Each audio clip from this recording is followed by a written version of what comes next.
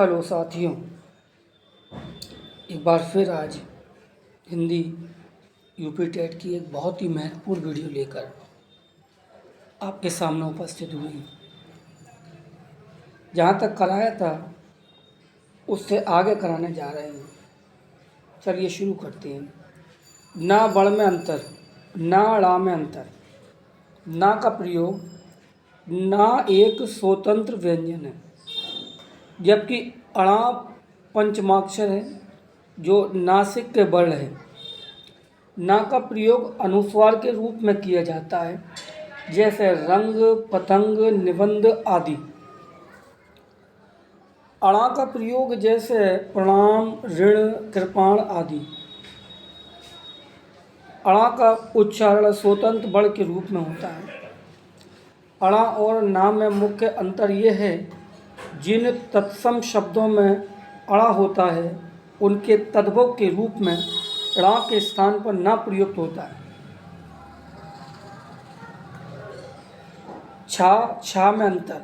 छा एक स्वतंत्र है, जबकि छा एक संयुक्त व्यंजन है। छा क्षत्रिय और छा छाता।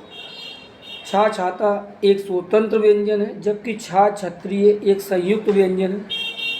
छा तालव्य वर्ण है, जैसे छात्र, छात्र, छड़ी आदि, जबकि छा कंठ और मूर्धन्य वर्ण है। इसमें हल्का का और शा की मिली जुली ध्वनि रहती है, जैसे कक्षा, परीक्षा, क्षेत्र आदि। अनुस्वार। अनुस्वार स्वर के बाद आने वाला व्यंजन है। इसकी ध्वनि नाक से निकलती है। हिंदी भाषा में बिंदु अनुस्वार का प्रयोग विभिन्न जगहों पर होता है। पंचम वर्णों के स्थान पर अनुस्वार का प्रयोग पंचम वर्ण अणा, या, अणा, ना, मा ये पंचमाक्षर कहलाते हैं के स्थान पर किया जाता है, जैसे गंगा, चंचल, झंडा, गंधा, कंपन। अनुस्वार शब्द संबंध, सुंदर, संस्कृति, संपूर्ण, आनंद आदि। अनुनासिक। अनुनासिक स्वरों के उच्चारण में मुंह से अधिक, नाक से बहुत कम सांस निकलती है। इन स्वरों पर चंद्र बिंदु का प्रयोग होता है, जो कि शिरोरेखा के ऊपर लगता है, जैसे गांव, आँख, कुआं, माँ आदि। अनुनासिक शब्द चांद, कांच, अंधेर, पहुँच, ऊंचाई, टांग, पाँच, सांस, महंगाई आदि। बिंदु को हिंदी में अनुस्वार और चंद्र बिंदु को अनुनासिका कहा जाता है। अनुस्वार और अनुनासिका चंद्र बिंदु में अंतर।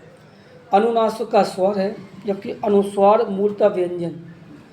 अनुनासिका चंद्र बिंदु को परिवर्तित नहीं किया जा सकता, जबकि अनुस्वार को वर्ण में बदला जा सकता है।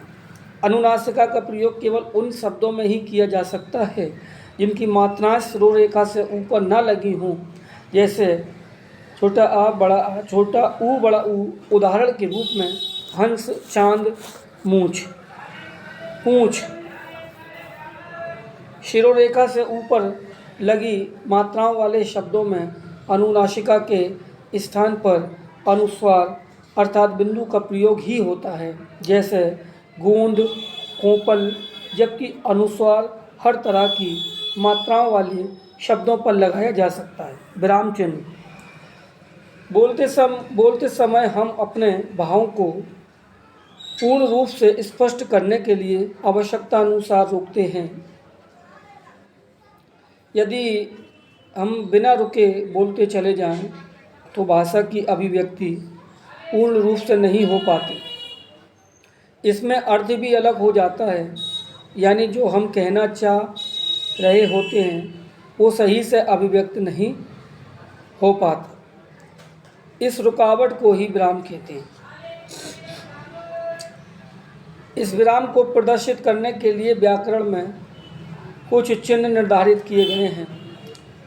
इन्हीं चिन्हों को विराम चिन्ह कहते हैं। जैसे रोको, मत जाने दो। दूसरा, रोको मत जाने दो। इन दोनों वाक्यों को पढ़कर देखिए कि बोलते समय बीच में रुकना कितना आवश्यक है। विराम चिन्ह के प्रकार: पूर्ण विराम, अर्धविराम, अल्पविराम, प्रश्नवाचक, विस्मयादिबोधक, कोष्ठक, उद्धरण चिन्ह या अवतरण चिन्ह, निर्देशक सूचक चिन्ह, योजक चिन्ह, विवरण चिन्ह, उपविराम, लाघव चिन्ह, हंसपद या त्रुटिबोधक चिन्ह। विराम चिन्ह का प्रयोग: पूर्ण विराम का प्रयोग वाक्य के अंत में प्राय पूर्ण विराम लगाया जाता है, अर्थात जब वाक्य समाप्त हो जाता है तो पूर्ण विराम चिन्ह का प्रयोग करते हैं। उदाहरण: वह एक नेक इंसान है। हम कल दिल्ली घूमने जाएंगे। अर्धविराम का प्रयोग: अर्धविराम वाक्य में जहाँ पूर्ण विराम से कम किंतु अल्प विराम से अधिक रुकने की आवश्यकता हो, वहाँ अर्धविराम का प्रयोग किया जाता है। उदाहरण: मैं उसे पसंद करता हूँ, वह मुझसे नफरत करता है। सूर्योदय हो गया, चिड़िया चहकने लगी और कमर खिल गई। अल्प विराम: जब पूर्ण विराम से कम समय के लिए वाक्य के बीच में रुकना पड़े तो अल्प विराम चिन्ह का प्रयोग किया जाता है। उदाहरण: भारत में गेहूँ, चना, बाजरा, मक्का आदि बहुत सी फसलें उगाई जाती हैं। वह विद्यालय ना जा सका क्योंकि वह अस्वस्थ था। प्रश्नवाचक चिन्ह का प्रयोग: जिस वाक्य में कोई प्रश्न पूछा गया हो उसके अंत में यह चिन्ह लगाया जाता है। उदाहरण: क्या मैं तुम्हारे घर आ सकता हूँ? आपका क्या नाम है? विस्मयादिबोधक चिन्ह: विस्मय, आश्चर्य, शोक, हर्ष आदि भावों को प्रकट करने वाले शब्दों को विस्मयादिबोधक चिन्ह कहते हैं। उदाहरण: वह, हम ये मैच भी जीत गए। अरे, तुम यहाँ क्या कर रहे हो? कोष्ठक: इसका प्रयोग साधारणतः वाक्य के बीच में किया जाता है। यदि वाक्य में आए शब्द के संबंध में उनसे अलग कोई जानकारी दी जाती है तो उसे कोष्ठक का प्रयोग करके अलग कर दिया जाता है। उदाहरण: कालिदास संस्कृत के महाकवि को सभी जानते हैं। जवाहरलाल नेहरू को बच्चे बहुत प्यार करते हैं। उद्धरण चिन्ह या अवतरण चिन्ह का प्रयोग: किसी व्यक्ति की कही हुई या लिखी हुई बात को ज्यों का त्यों लिखने के लिए उद्धरण या अवतरण चिन्ह का प्रयोग किया जाता है। उदाहरण: लोकमान्य तिलक ने कहा था, स्वतंत्रता हमारा जन्मसिद्ध अधिकार है। गांधी जी ने कहा है, सत्य ही ईश्वर है। निर्देशक सूचक चिन्ह का प्रयोग: निर्देशक चिन्ह का प्रयोग निम्न स्थितियों में होता है। किसी बात को उदाहरण द्वारा स्पष्ट करने के लिए, निम्नलिखित शब्द के वाक्य के अंत में, कथन के बाद, संवाद लिखते समय। उदाहरण: अक्षय कहिए, क्या बात है? निम्नलिखित प्रश्नों के उत्तर लिखिएगा। राष्ट्रीय स्वतंत्रता संग्राम के सेनानी भगत सिंह को कौन नहीं जानता? योजक चिन्ह का प्रयोग: इसका प्रयोग दो शब्दों को जोड़ने में होता है। इसका प्रयोग द्वंद्व समास में किया जाता है। नेहा खेलते खेलते गिर गई, रात दिन। विवरण चिन्ह का प्रयोग: वाक्यांशों के विषय में कुछ सूचना, निर्देश आदि देना हो तो विवरण चिन्ह का प्रयोग किया जाता है। उदाहरण: भाषा के दो रूप हैं, मौलिक भाषा, लिखित भाषा। उपविराम का प्रयोग: इसका प्रयोग भी विवरण चिन्ह की तरह ही होता है। किसी के बारे में बताने के लिए अर्थात परिचय देने के लिए किया जाता है। उदाहरण: लघु कथा न युग की मार, कामायनी एक महाकाव्य। लाघव चिन्ह का प्रयोग: शब्दों का संक्षिप्त रूप लिखने के लिए लाघव चिन्ह का प्रयोग किया जाता है। डॉक्टर, पंडित, ईस्वी। त्रुटिपूरक या हंसपद चिन्ह: तो किसी वाक्य या शब्द में कुछ लिखने से शेष रह जाए तो उसको ठीक स्थान पर लिखने के लिए त्रुटिपूरक चिन्ह का प्रयोग किया जाता है। हिमालय भारत के उत्तर में है।